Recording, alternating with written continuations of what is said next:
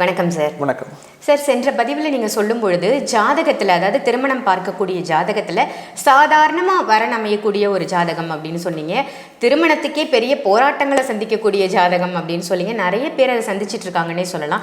இது ரெண்டுத்துக்கும் என்ன வித்தியாசம், நம்ம எப்படி கண்டுபிடிக்கலாம்? இல்லை, இது ரெண்டுத்துக்கும் என்ன வித்தியாசம்னா, அதை நம்ம வந்து ஒரு 3 கேட்டகரியாக நம்ம வந்து பிரிச்சிடலாம். எப்படி பிரிச்சிடலாம்னா, ஒரு 3 விதமான ஃபார்முலாஸ் அடங்கிய ஜாதகம், அது இல்லாத இயல்பாக இருக்கக்கூடிய ஜாதகம். அப்படி சொல்லிட்டோம்னா நமக்கு ஈஸியாக புரிஞ்சிடும். ஃபார்முலா நம்பர் 1, லக்னத்துல சனி, 7ஆம் வீட்டில் சனி. ஓகே. அதாவது லக்னம் அல்லது லக்னாதிபதி கூட சனி வந்து கிரக சேர்க்கையா இருக்கு, பார்வை சேர்க்கை. ஓகேங்களா? இப்போ 7ஆம் வீட்டில் சனி இருந்தாலும் பார்வை லக்னத்தில் விழுந்துரும் இல்லையா? 7ஆம் வீட்டில் அல்லது 7ஆம் அதிபதி கூட சனி. இது ரூல் நம்பர் 1. ரூல் நம்பர் 2 என்னன்னா 1, 11, 7, 11 பாவ சேர்க்கை.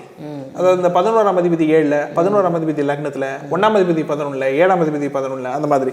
ஸோ 1, 11, 7, 11 இது வந்து ரூல் நம்பர் 2. நல்லா ஞாபகத்தில் வச்சுங்க. ரூல் நம்பர் 3, லக்ன புள்ளி லக்னாதிபதியோ அல்லது 7ஆம் அதிபதியோ அவங்களே டைரக்டா கார்த்திகை, பூரம், மூலம், ரேவதியில இருக்கிறது.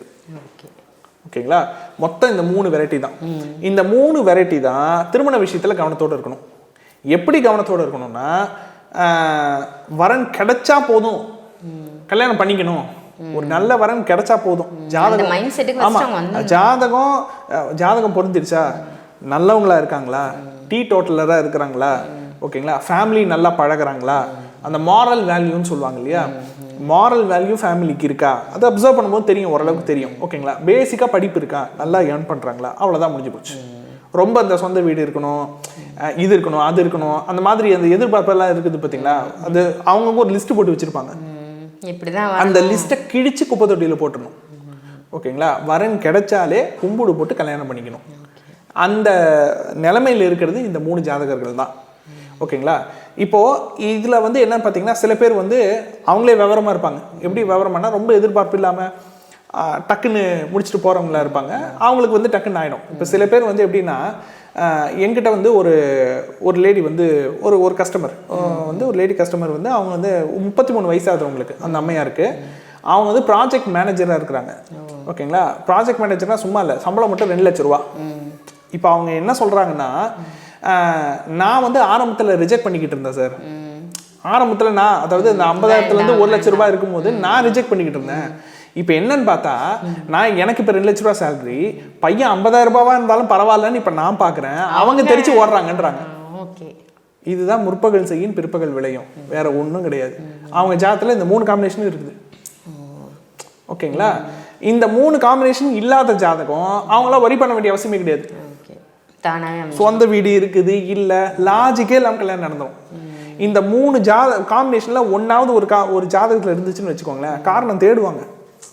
ரிஜெக்ட் பண்ணுறதுக்கு ஏதாச்சும் நம்ம ரிஜெக்ட் பண்ண வேண்டாம், எதிராளி நம்மளும் ரிஜெக்ட் பண்ணுறதுக்கே காரணம் தேடுவாங்க. அப்போ நம்மளே வீக்காக இருக்கோம், அப்போ நம்மளும் ரிஜெக்ட் பண்ணிக்கிட்டு இருந்தோம்னா, அப்போ அது என்ன பண்ணுன்னா, அந்த செவ்வாய் கர்மாங்கம் இன்னும் ஜாஸ்தி தான் பண்ணும்.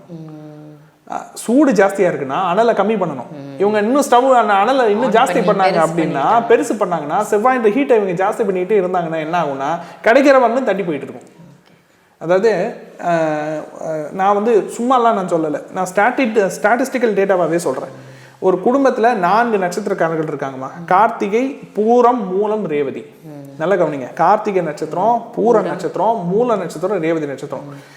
இந்த 4 நட்சத்திரத்தில் ரிப்பீட்டடாக குடும்பத்தில் ஆட்கள் பிறக்கிறாங்க பார்த்தீங்கன்னா, அந்த குடும்பத்தில் கல்யாண வயசில் இருக்கிறவங்களுக்கு கல்யாணம் பண்ணுறதுக்கே பெரிய போராட்டமாக இருக்கும். நான் என்ன சொல்றேன்னா, கல்யாணம் பண்ணிட்டு அதுக்கப்புறமா கணவன் மனைவி பிரச்சனை, திருமண வாழ்க்கையில பிரச்சனை, அது வேற.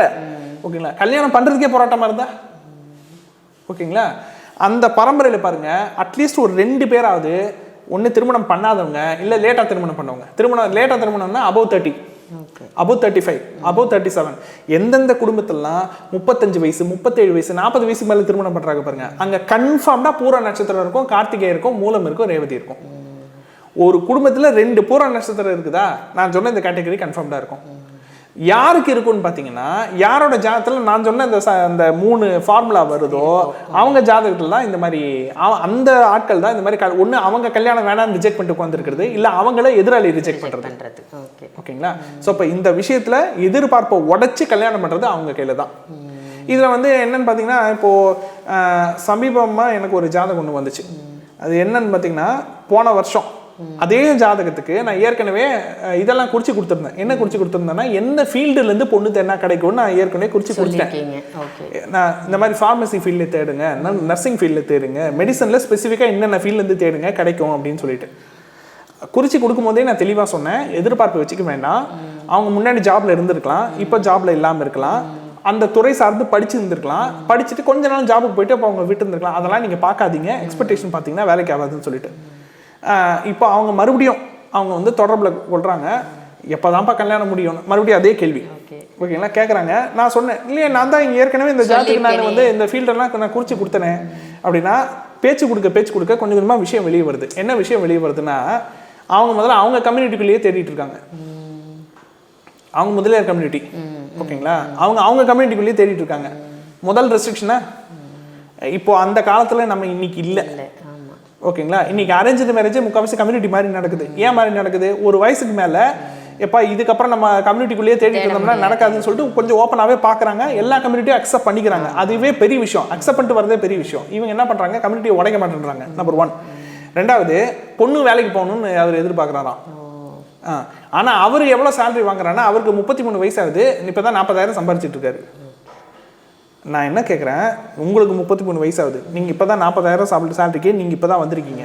அப்படி இருக்கும் பட்சத்தில் பொண்ணு வேலைக்கு போகணுன்னு எதிர்பார்க்குறீங்க. சரி, ஒரு வேளை அது வேலைக்கு போகிற பொண்ணாக இருந்து அவங்களுக்கு உங்களை விட கூடுதல் சம்பளமாக இருந்து எனக்கு 1 லட்சம் பார்க்குற மாப்பிள்ள தான் வேணும்னு சொல்லிட்டு உங்கள் ஜாதகத்தை ரிஜெக்ட் பண்ணால் உங்களுக்கு எப்படி இருக்கும்? கொஞ்சம் கூட அது சிந்திக்கிறதே கிடையாது ஓகேங்களா. பொருள் மாதிரி நினைக்கிறாங்க. இந்த கார் மாதிரியும் 2 வீலர் மாதிரியும் அக்சசரிஸ் இருக்குல்ல, நகை புடவை மாதிரி, அதுக்கெல்லாம் உயிர் கிடையாதுமா. ஆனால் நம்ம வந்து திருமணம்ன்றது ஒரு பொருளை பர்ச்சேஸ் பண்ணுறது கிடையாது. திருமணம்ன்றது ஒரு உறவை நம்ம தேடுறோம். எதுக்காக தேடுறோம்? குழந்தையை பெற்றெடுக்கிறதுன்றது வெறும் குழந்தை பெற்றுக்கிறதுக்காக மட்டும் இல்லை, ஒரு குடும்பத்தை நம்ம ரைஸ் பண்ணுறோம். நம்மளோட வம்சத்தை விருத்தி பண்ணுறதுக்காகவும் ஒரு குடும்பத்தை ரைஸ் பண்ணுறதுக்காகவும் நம்ம ஒரு உறவை தேடுறோம். அப்போ அது எவ்வளோ பெரிய விஷயம் அது ஓகேங்களா. அது சாதாரண விஷயம் கிடையாது. அப்போ அதுக்கு எவ்வளோ மாரல் வேல்யூ இருக்குது. அது எதுக்குமே நீங்கள் முக்கியத்துவம் கொடுக்காம, மனசுக்கு முக்கியத்துவம் கொடுக்காம, நீங்கள் வந்து வெறும் பொருளாதாரத்துக்கு மட்டும் நீங்கள் முக்கியத்துவம் கொடுத்து இன்னென்ன தேவை இருந்தால் மட்டும் அது மெஷினா, ரத்தமும் சதையும் உள்ள நம்மை போன்ற ஒரு ஜீவன் அவங்க. ஸோ இப்போ அவங்களுக்கும் உணர்வுகள் இருக்கும்.